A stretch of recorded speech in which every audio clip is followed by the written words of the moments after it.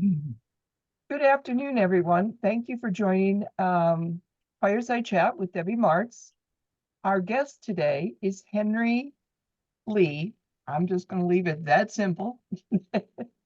And as you all know, every month I interview someone that has a passion for writing books, or they have a passion for gardening. I'm going to say gardening because that's who Henery is going to talk about today.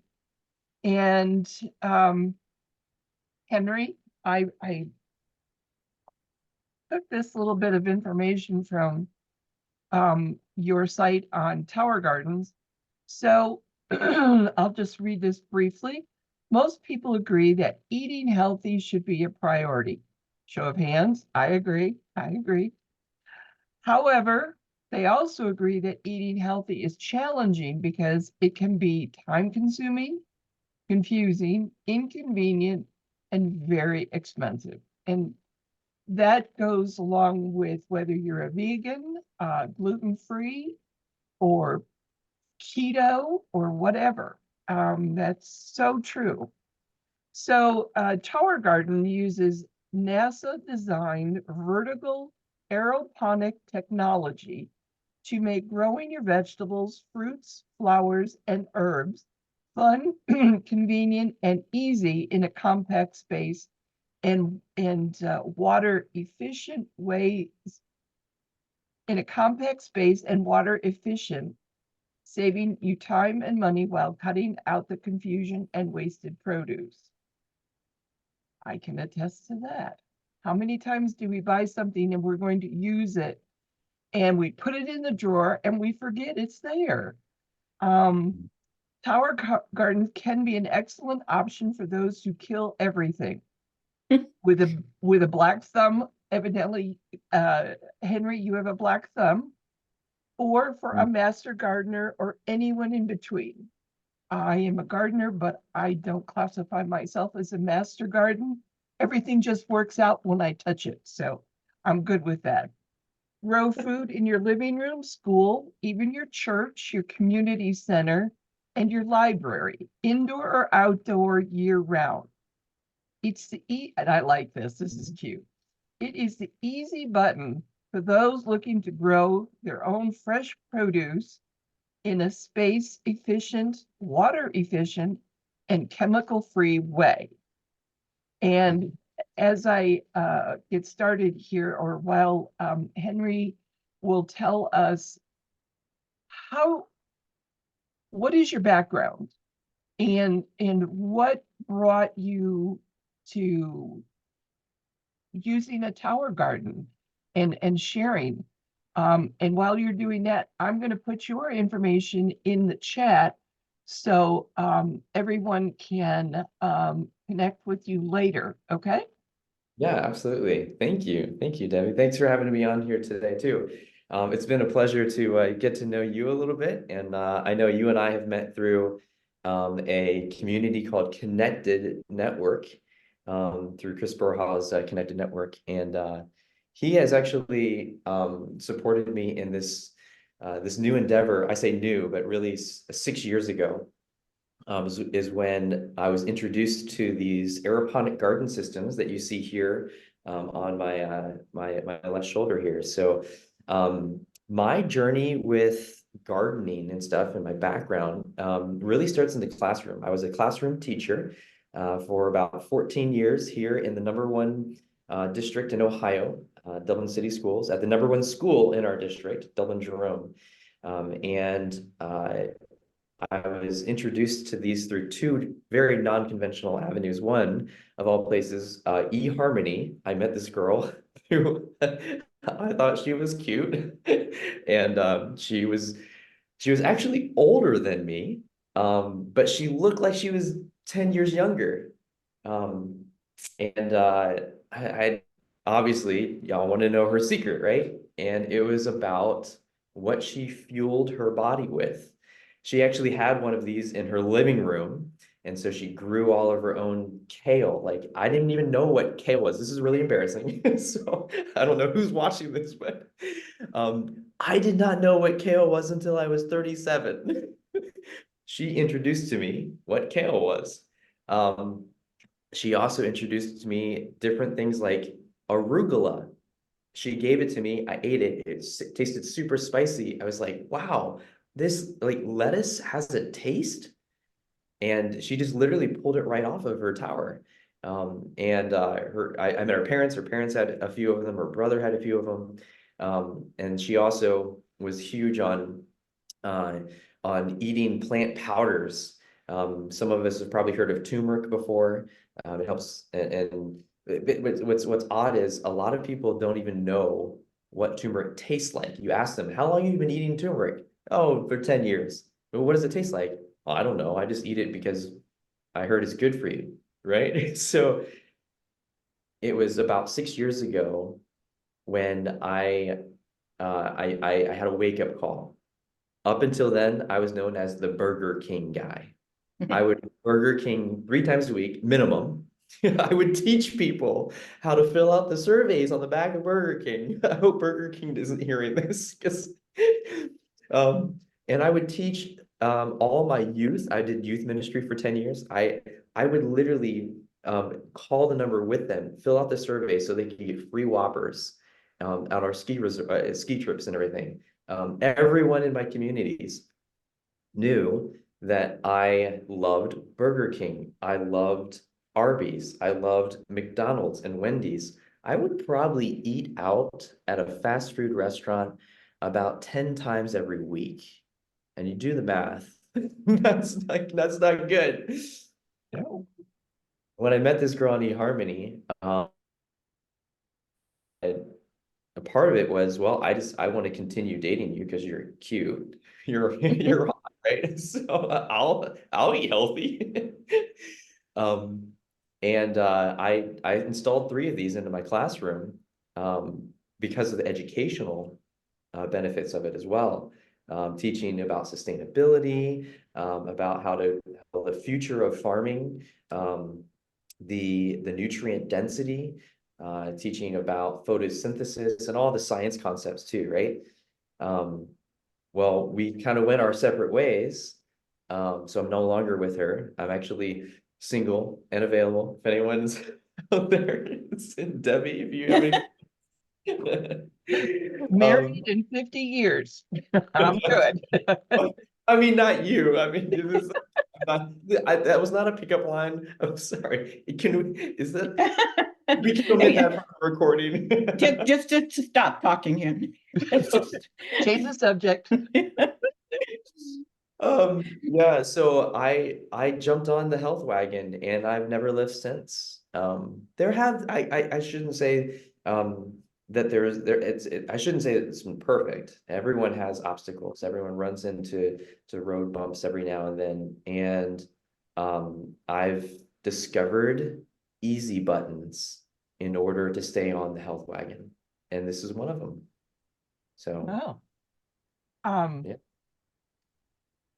I mean, when you're talking about 10 times out eating out, I mean, that kills a budget right there, let alone what it does to your insides. Because, I mean, I've seen what McDonald's meals look like after years of just sitting there.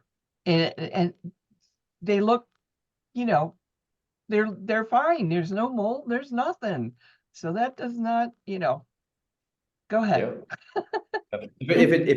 You're exactly right. A lot of times when I do these talks in person, I will bring a cheeseburger that is 5 years old, and I just unwrap it, and it looks very similar to what it was fresh, quote fresh, right? Yeah. And the French fries too. And so if it doesn't digest or break down outside of the body for that many years, it's not going to break down inside the body either. So yeah, so that was a wake-up call. And you're right, this is so much easier on my bank account too. It's like I'm saving my life and I'm saving money. Well, how many of those do you actually own?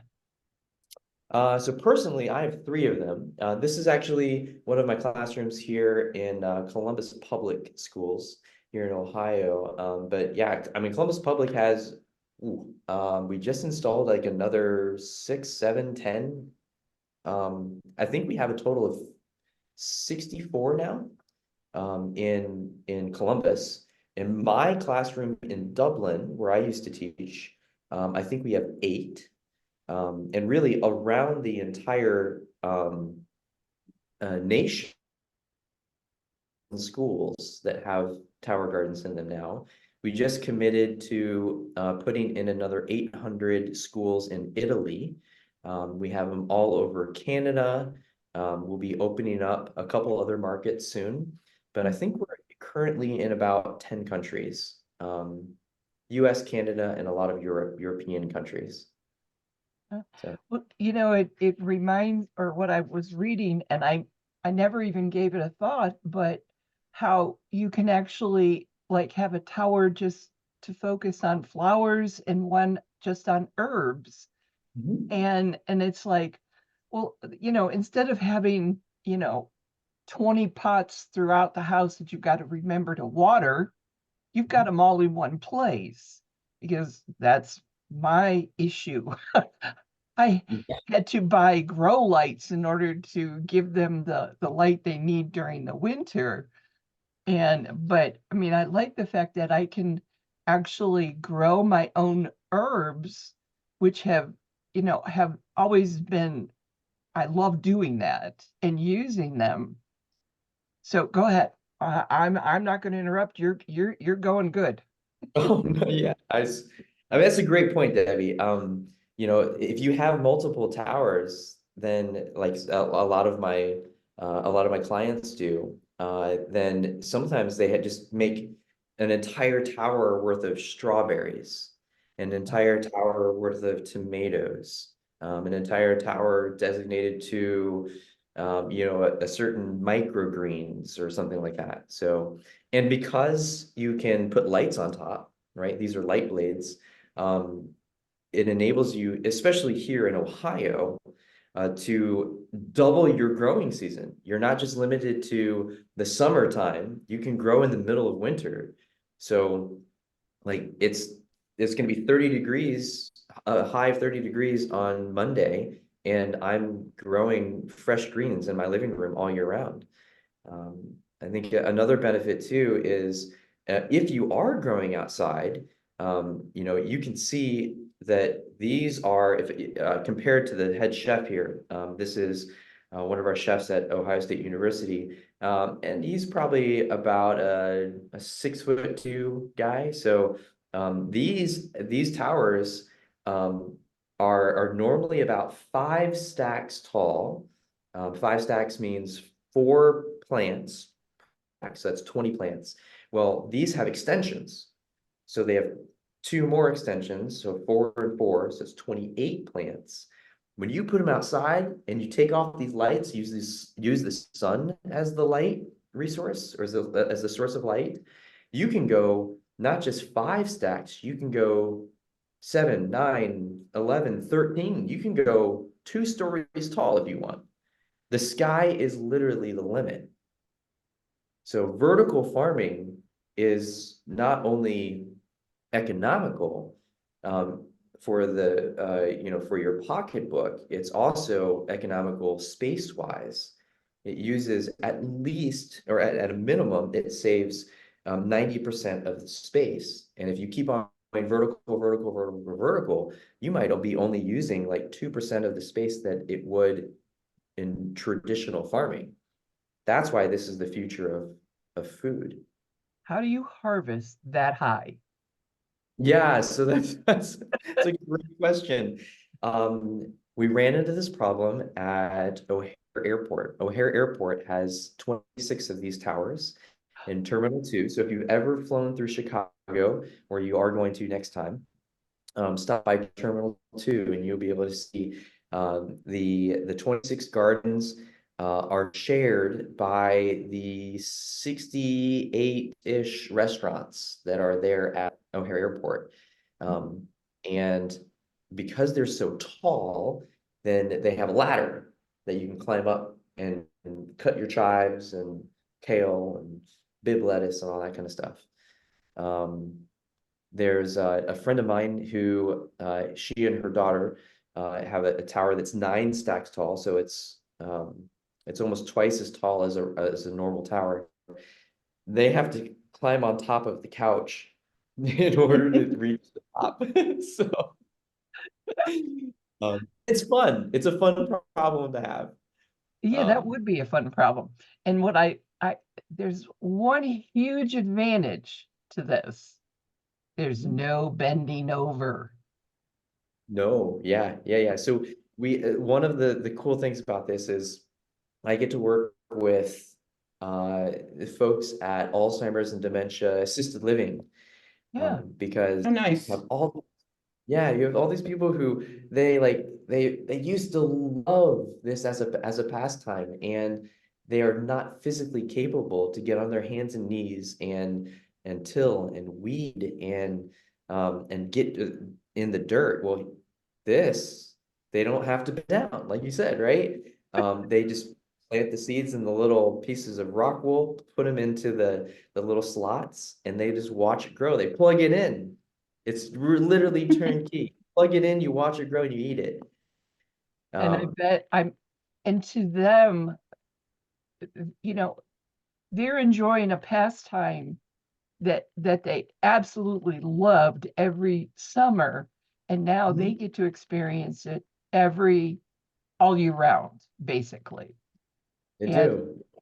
do you have to fertilize or how does that work? Yeah, so we're gonna go blast to the past, right? This is ninth grade biology. For some of you, that's like a couple years ago. So going back to For ninth none of grade, us, that's a couple of years ago. you'll find a few, right? That's wishful thinking, but that's okay. A few years is relative. So there's a process called photosynthesis that really our world depends on. And it's very, very simple. We were taught it as a formula, but really when it comes down to it, there's two molecules that get rearranged. One is water and the other is carbon dioxide. So you take this water, this liquid water, and a gaseous carbon dioxide, which is absorbed through the bottom nostrils of the leaves. For those of you who are watching, you may not remember, but in ninth grade biology, you're supposed to be taught that leaves on the underside have thousands of little nostrils. And Oh, those yeah. nostrils open up and they absorb carbon dioxide.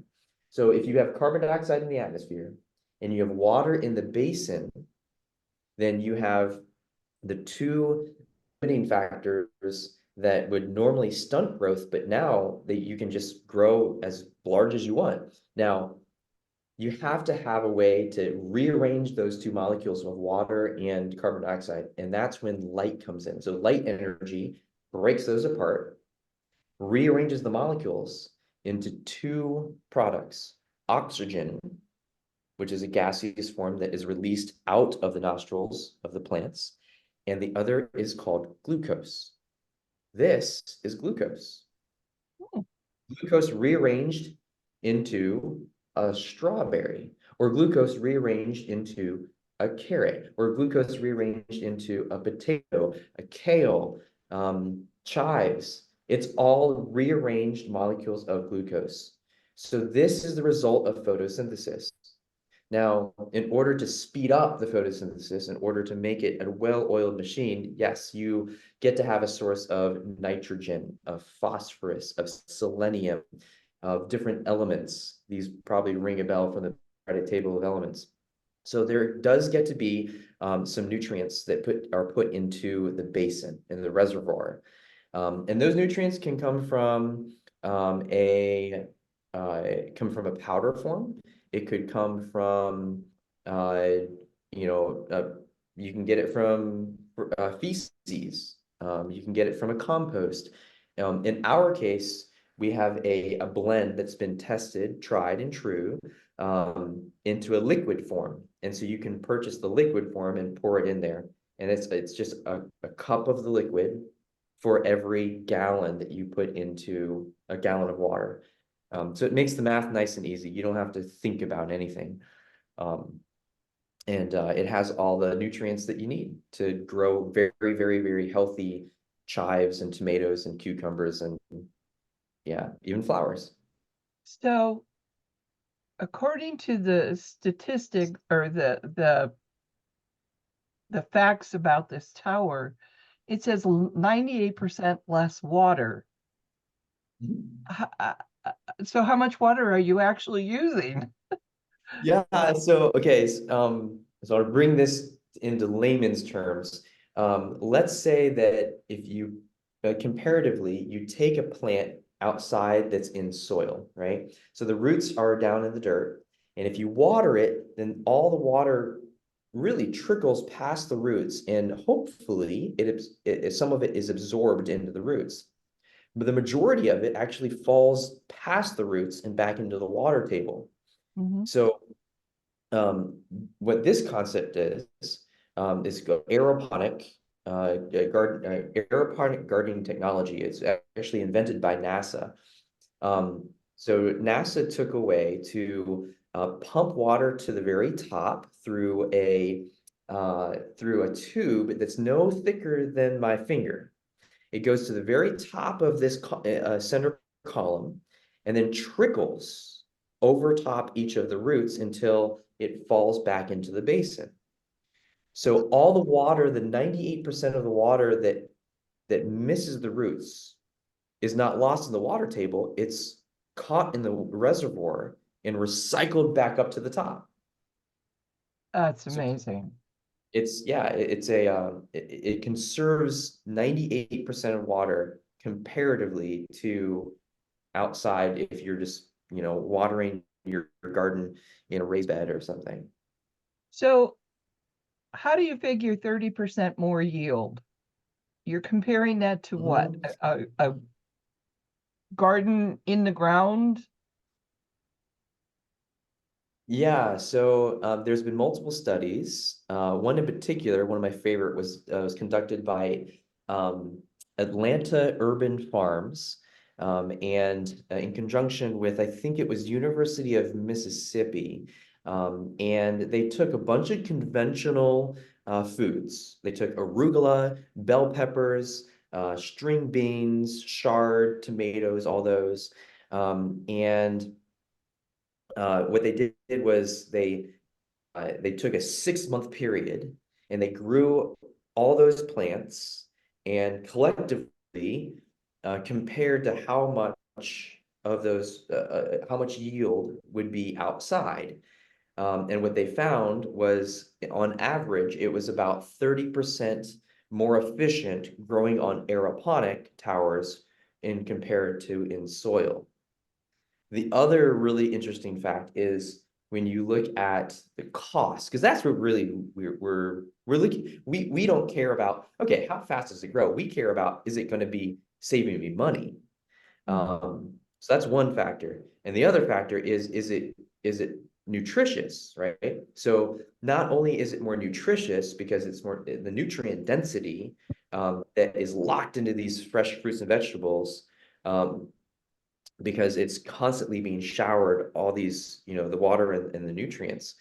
But the monetary investment actually, am I able to share my screen with you by Yes. chance? Mhm. Okay.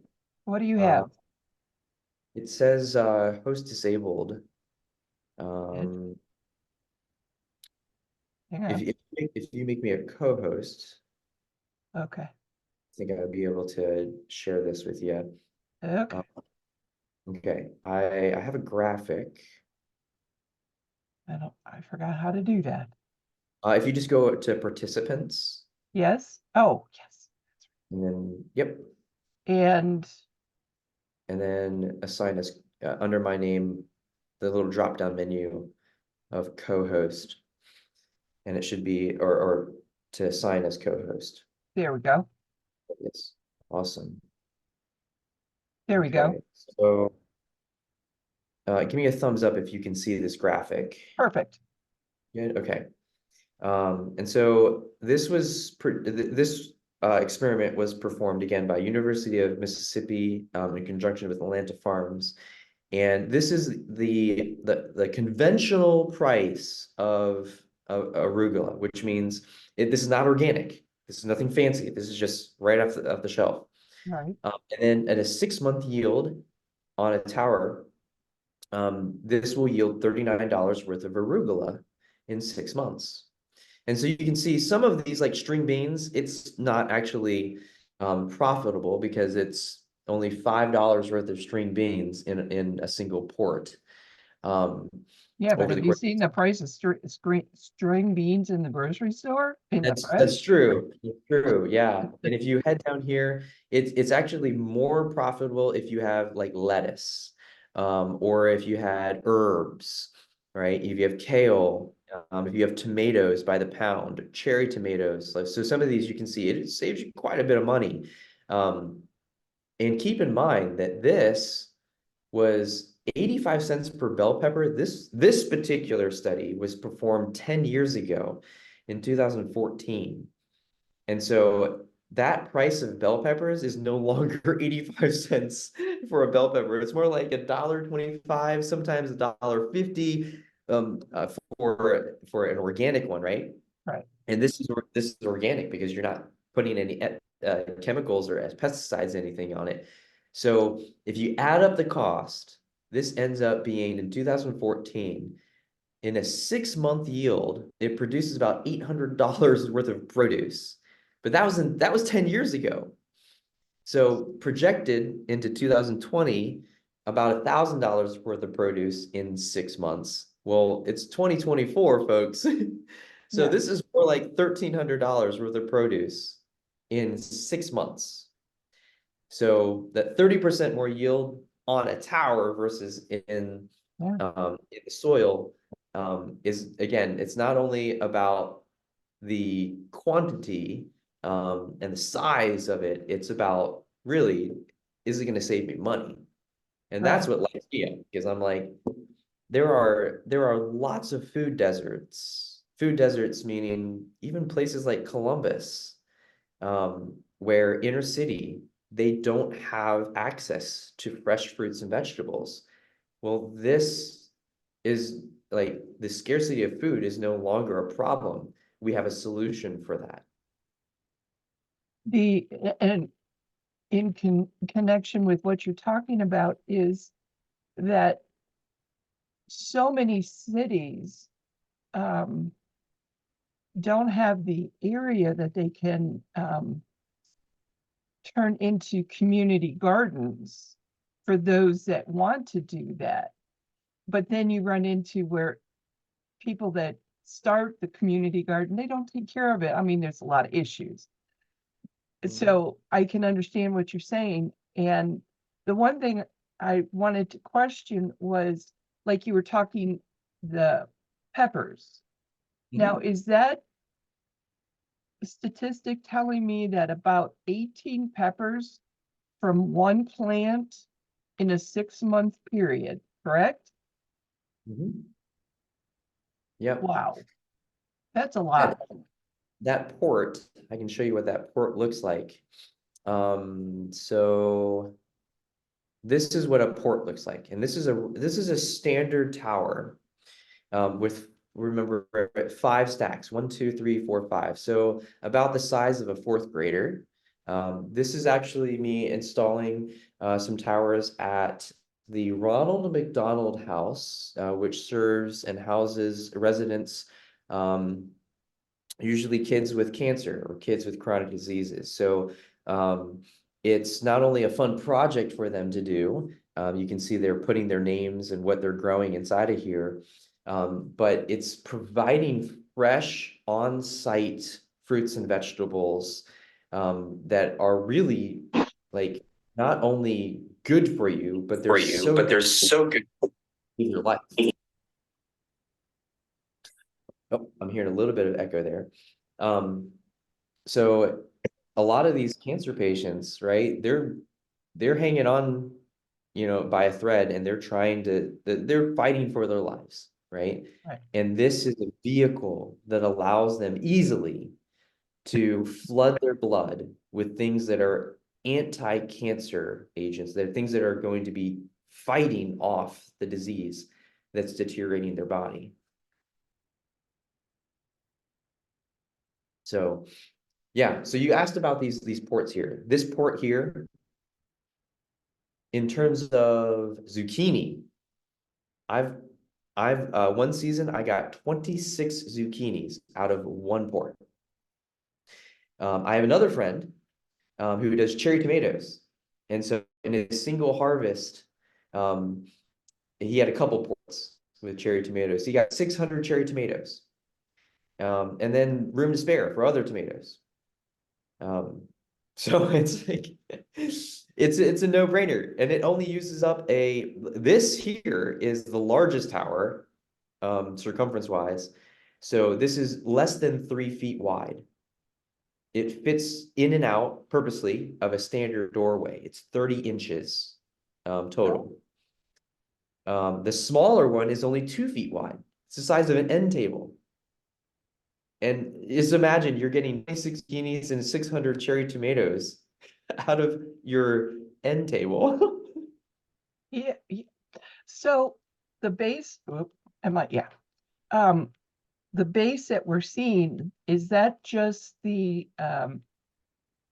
base that you use for establishing and putting it all together before it turns into what I see in the back behind you? Yeah, so that's the reservoir. The water reservoir is a 20-gallon basin, and the pump is down below. It's a low wattage. Even if it runs dry, it won't go bad. And it circulates the water from the basin up to the top, and it trickles down. And so each of these stacks have holes that are positioned very strategically to collect the water, like very similar to a rice terrace, the way that you grow rice in Asian countries, and they direct the water to flow directly over top the root system in each of the ports. So it'll trickle down here, and then trickle over the roots here, and then traverse and trickle over the roots there. Mm-hmm. Okay, now here's my next question. Uh-huh. I see that you have a container that has like seedlings in it. Am I assuming that? And you're going Yes. to take those and you are going to put them into each of those ports because you've started them. I'm not exactly sure. Is that a specific type of soil that you started them in? Yeah, so that's a great question. This entire unit does not use soil. It's soil-less, which a lot of times the bacteria and pests and stuff, it really comes from the soil. So no soil means no eating. It means less bugs. It means that this is rock wool. Rock wool is igneous rock from a volcano that has been heated up and spun into a wool-like material. And so it's very spongy, but it's actually volcanic rock. Oh, Mhm. okay. And Now it's here's so my you big place question. it. Mhm. Can you use your own seeds, the ones you like? Yes, absolutely. So I wanted to show you a picture. This unit here shows you everything that can be broken down into the basin. So even these stacks, they come in the basin. And so the size of the box is really just that size right there. Wow. This is the rock. So that rock wool down the bottom, those are cubes, and they each have a little hole in them. And you can put the seeds, whatever you choose. It comes with seeds. So we provide arugula, kale, bib lettuce, mixed greens, usually basil, and depending on what's in season, there's usually about 6 seed packets. But you can go to any garden store, you can pick off the marigolds from last season in your yard and put them in the rock wool. You can go to the Dollar Tree and pick up seeds. This will grow anything that is above ground, meaning potatoes are root vegetables, so it will not grow potatoes. It will grow strawberries. It will grow lettuces. It will grow tomatoes and zucchinis, but nothing below the ground. So no carrots. So no carrots. Now, I do have a friend who figured out how to do carrots, but it doesn't really make sense because the carrots are only the size of the port, and they Oh, don't grow upwards, right? They have to grow inwards. So it just wouldn't make sense to do carrots when you have the ability to grow something like this bib lettuce. yeah. Okay. So, and I think I do have a picture of the rock wool on here. In fact, there's my zucchinis, my 26 zucchinis. I transport it a lot in the van, so I just throw it upright in the van. Um, and where's my baby niece? So she loves to water the rock wool. So this is Samantha. We put the seeds in there, and then she's watering it here, and eventually, we unboxed it. So everything that I just showed you is in this box right here. Wow. Yeah. Amazing. So you can see how we put all the stacks inside, and all the nutrients, the seeds, the timers, the pumps, the grow kits, everything fits within that little basin. And then you put the towers on top of each other. And then Samantha, I think at the time, was maybe 2 years old. Yeah. She's not very happy in that picture. But yeah. And Oh, so look we at actually 1, 2, 3, 4, 5. So this has the 5 stacks, and then we actually got an extension on top of it. So this is 7 stacks tall. she's so cute. She is. She absolutely loves, loves, loves, loves planting with us. And now that was a few years ago. So now she actually helps with filling up the basin and oh my goodness. I should have bookmarked this earlier, but oh, this is the home and garden show. I'm actually setting up there here next week. So if you're around Columbus and you want to stop by, I'll have a booth there over at the Columbus Home and Garden Show for 9 days. That's a long time. Yeah. Where is that video? I absolutely love, they took it and they were filling it up. These are all my towers, or just a taste of towers that are around Could you go the back to country. the picture of the canning jars that you have that you're showing? Oh yeah, that's so funny. Okay, so once we harvest, all right, then there is what we do is I do salad in a jar parties. Oh, It's meal prep. In fact, funny story, I was playing volleyball one day, and I showed up just as they were starting the tournament, and I had failed to put in a team name. They had named my volleyball team Salad in a Jar, and they meaning a bunch of people that I didn't know. And so I asked, who named my team Salad in a Jar? Oh, you're the salad guy. We follow you on Instagram and Facebook. So that's what I'm known for. I'm known as being the salad in a jar guy. I love that. That is so cool. I love Yeah. the salad. I've always seen articles and pictures of doing salad in a jar, but I've never tried it. Yeah, it's actually very, very simple. And it's very nutritious. What we do is we start with so this is a group of my teachers. Every Monday, they will bring in I create a sign up genius, and they will bring in a topping.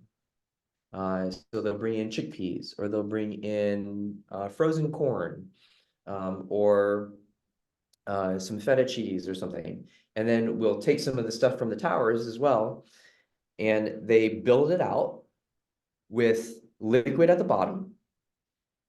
The more the softer, wet vegetables go next, and then the drier vegetables go on top of that, and then the lettuce, and then any kind of toppings. As long as you keep this upright and you put it into a fridge, it'll last for 5 days. So this is a way that each person can really only spends about, $5 to $10 on their one topping. They bring a gallon bag of chopped onions, and then you go around like a buffet and you customize your own salads. A lot of people, they want to eat healthy, but they don't because it's too time consuming to chop everything, right? Well, this solves that problem. You only chop one thing, and then in 20 minutes, you have 5 variety of salads. Some people, they want to eat healthy, but they don't because they think it tastes bland, or it tastes the same, it tastes the same every single day of the week. Well, this is a huge variety. You can put whatever you want for Monday's salad, and a different combination for Tuesday's salad. A lot of these people, they think, oh, I don't want to eat healthy because it doesn't taste good, right? I mean, I don't know about you, but this makes my mouth water.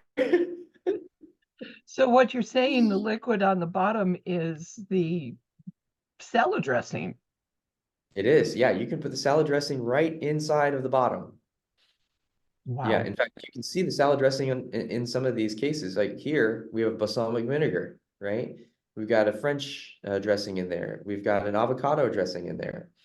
And as long as you keep it upright, then that dressing and the wet vegetables will not get the lettuce soggy, or the toppings that are on top of that. And the In lettuce fact, stays crispy. and it stays crispy. If you have a wide mouth too, strongly recommend wide mouth. So I actually buy these in bulk, and I provide the jars for all my parties. I'm doing a sourdough workshop tomorrow, and so I use them for that too.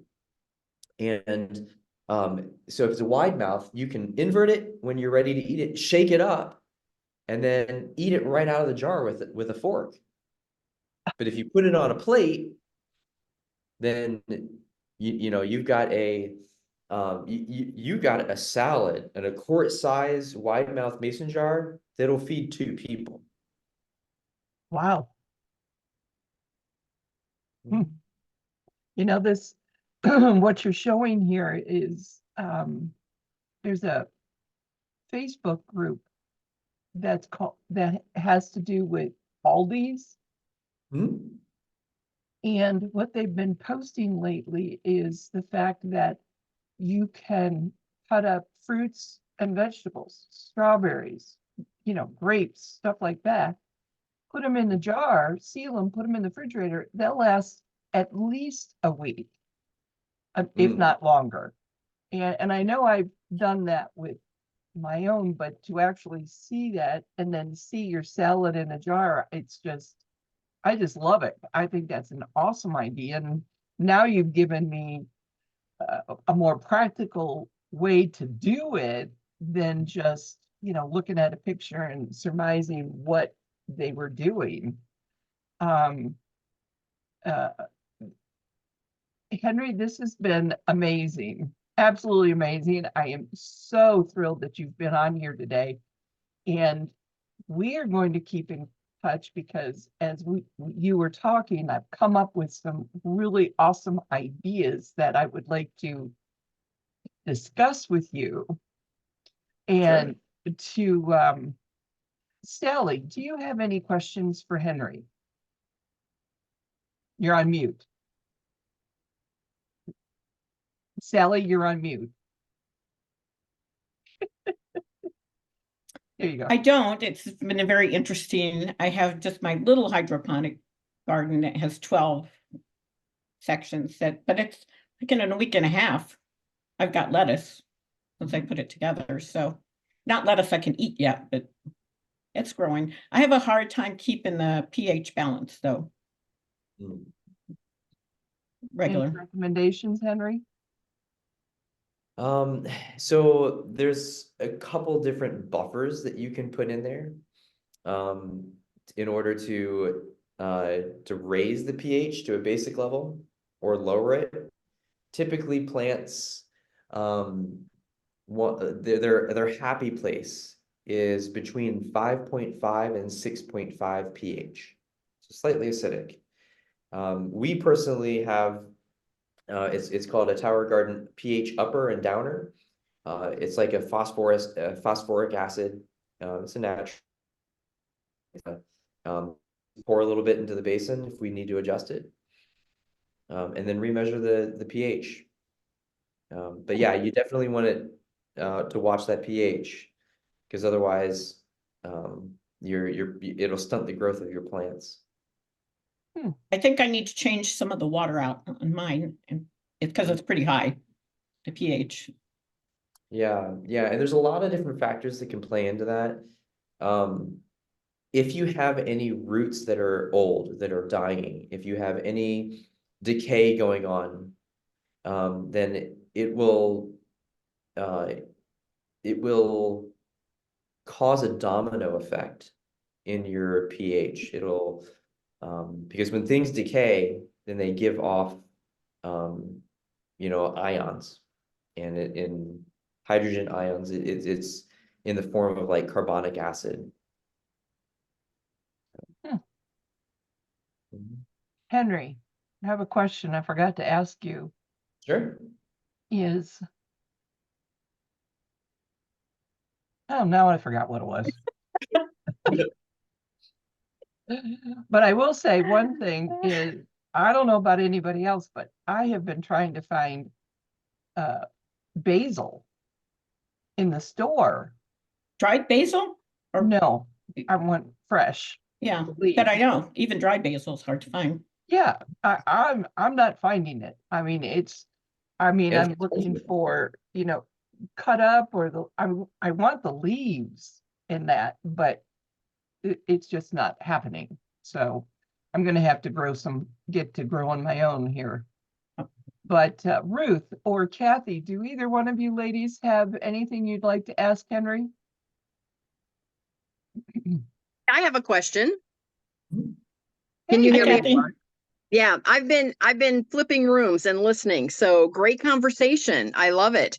I travel quite a bit. I'm often gone for 14 to 21 days at a time. Would everything be able to self-sustain for that length of time if I weren't here monitoring it? That's a great question. So it depends on how much your plants drink. So if you have, for instance, something like this, tomatoes, they love water, right? And if your plants are this big, they will drink like crazy. Even in a 20-gallon basin, you might have to fill this puppy up every week. Now, if you have a tower and you are growing microgreens, right? Or if it's something like this here, that you can leave for a month. Oh. And you don't have to worry about filling it up because it's got 20 gallons worth of water down in the basin.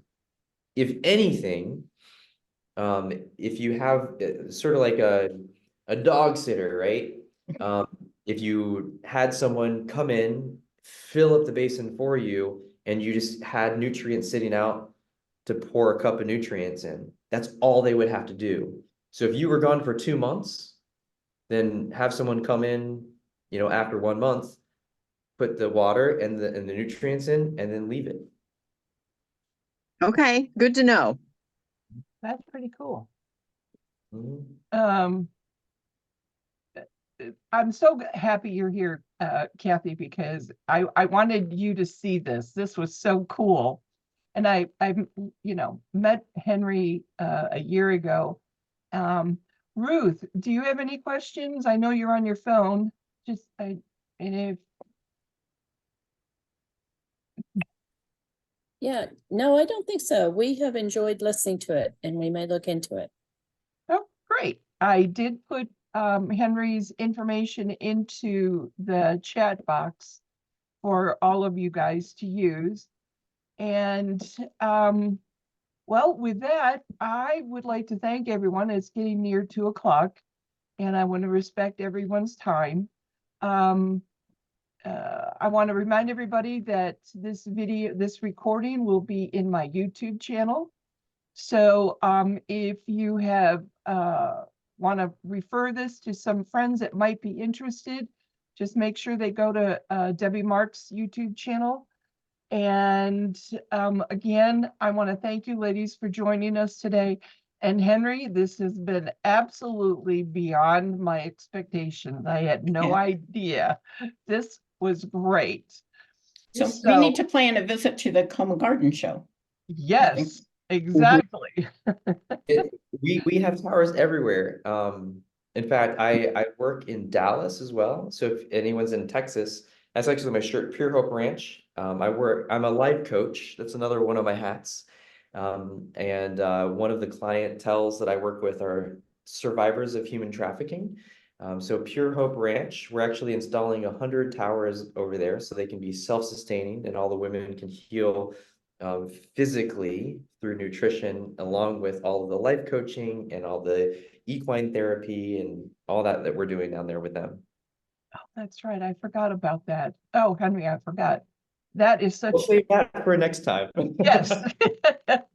Yes. Well, everyone, thank you again. Have a great weekend and be safe. And we will see you all next month. I already have my special guest. She's going to be awesome. And Henry, you know her. Her name is Hava. She's going to be on next month. And so please enjoy your weekend again. And I look forward to seeing you all next month. Thank you again. Kathy, did you want to say something?